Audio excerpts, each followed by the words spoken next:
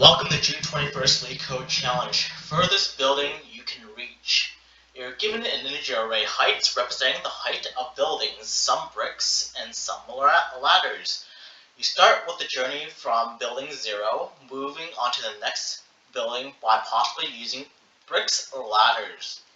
While moving from a building I to a building I plus 1, 0 to index, if the building's height is greater or equal to the next building height, then you don't need a ladder or a brick.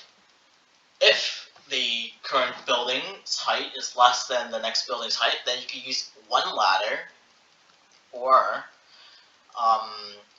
index I plus 1's height minus index i's bricks, right? This is a equation. Use this amount of bricks. Return the furthest building indexed at 0 you could reach if you use a given ladder and bricks optimally. So this is a neat little diagram schematics here saying that so you're given the array of integers height here, which are the heights of the building, and you're given 5 bricks and 1 ladder. So it's asking you basically how many bricks and ladders can you use for this given this array here optimally so that you can move how many buildings. Index is 0. So essentially you can move to building number 4, right, which is right here. So the diagram shows that basically you start off with the building at 0. It's shorter than you, so it's good. If the building is higher, right, at 2 to 7, you have to use 5 bricks, which you do here, and then you move down. This is lower, 7 to 6 is lower, so you don't need to use bricks for that. However, 6 to 9, you have to use a ladder, and then you get to basically index 4, right, building number 4, which is at 14, at 9, then you can't go any further. So essentially, that's pretty much the idea behind it. I mean, same concept for these two. Basically, the bricks allow you to move by one height difference, and then the ladder just makes you be able to go directly to the top of whatever the bricks cannot. The ladder allows you to jump to any type of building you want, right, for emergencies. So in order to solve the constraints of the length of the height is between 1 to 10 to the 5, each index of the height is 1 to 10 to the 6. So the brick amount you get is possibly from 0, you get 0 bricks actually, and 10 to the 9 bricks, and the ladder itself you get either 1 or the length of the height. So that's pretty much it. You have some hints here. Let's kind of look through them. Assume the problem, check if the height is the last building or not. That's something you could keep in mind. You could do a set of jumps, right? So use the ladders optimally. And iterate on the buildings to remain one far stops whenever the sum exceeds b.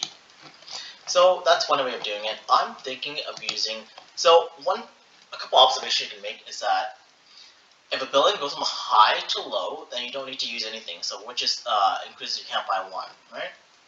So to prepare for this, we're going to use probably a min heap to store the differences between each of the ascension, right? Let's call every time you go upwards from using a ladder or brick is called a climb. Let's call it a climb. So between two contiguous buildings. So we're going to use a min heap to keep track of the difference between a climbing distance between two contiguous buildings.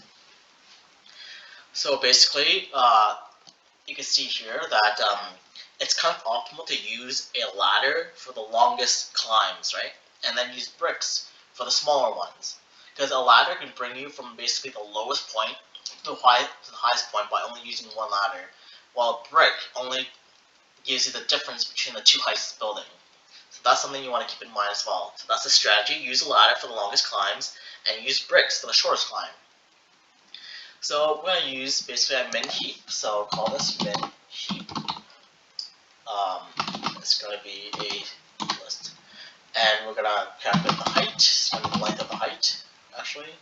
The number of buildings we have. Heights. So it mentions here, let's iterate through, right? Iterate through the buildings and maintain the largest R jump and sum of the remaining done so far, and then make sure the sum does not exceed B. So basically what we do is for, let's say, index in a range of, so its index is 0, so it'll be n minus 1. We want to calculate the climbs, right? How many times do we need to go upwards? So climb would be assigned to be the height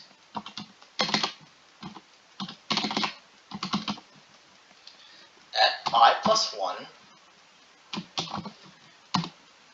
minus height at I. So this seems familiar, as in we have basically using the number of bricks, right?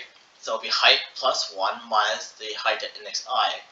And that's kind of pretty much, if the building's current height is less than the next building's height, you can use one ladder, or we can use this many times. The distance of the climb will be the number of bricks.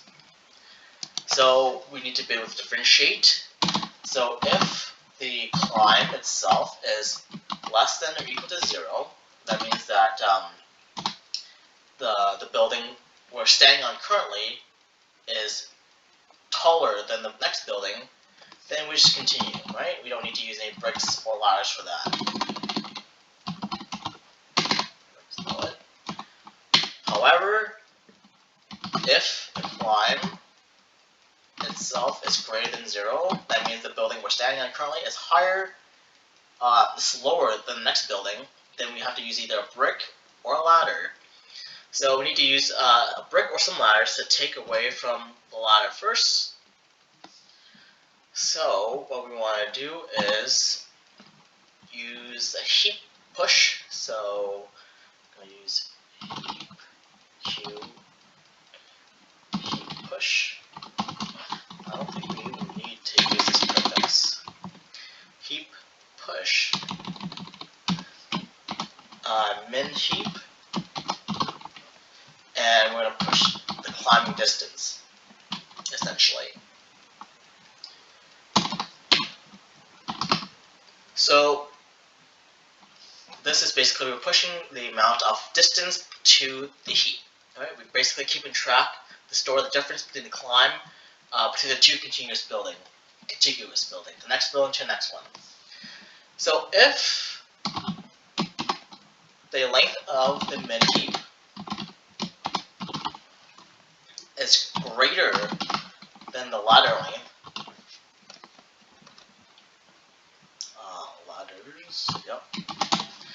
So ladders are used to find the current shortest climbing. We use the bricks instead. So if the min heap is greater than the number of ladders, then we want to use a brick instead. So I would say, let's see, brick needed, I should say. So this is the number of bricks needed, and that's going to be the height, the difference between the heap, right, within our heap. So it'll be heap pop, and we'll pop the min heap. So keep in mind, our min heap is keeping the differences between our climbing, the height of one building to the next one, and the difference is going to be the number of bricks we need. And then therefore, if we use the bricks, we need to decrement the number of bricks being used, and that'll be the brick needed. Alright, this is when we're using a brick. So if we run out of bricks, so brick is less than 0, then we want to return the current index we're at. So return the building we're on, the number of building we're on. And then, let's see, this is all within the for loop, so if, otherwise return the number of height minus number of buildings minus 1, because we managed to get to the last building. Alright, let's run this code and check it out. Oh, this is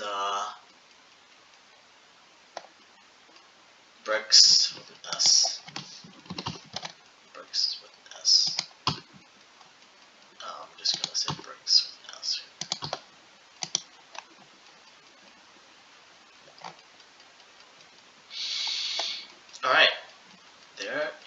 go. Let's run this code. Submit it.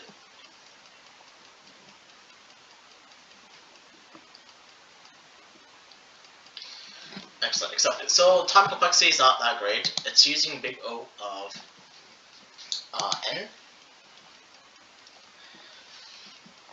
Let's see, it's using a min heap type of approach, so it's actually using big O of n log n, because we have to cycle through every time we go through one option, we get less and less. So big O of n log n in terms of min heap usage. And space complexities, big O of n, because we store everything inside basically heap, and the height of the heap is basically the number of distances between each of these if it is higher. So big O of n in terms of memory complexity. Alright, that is it. Have a great day, guys.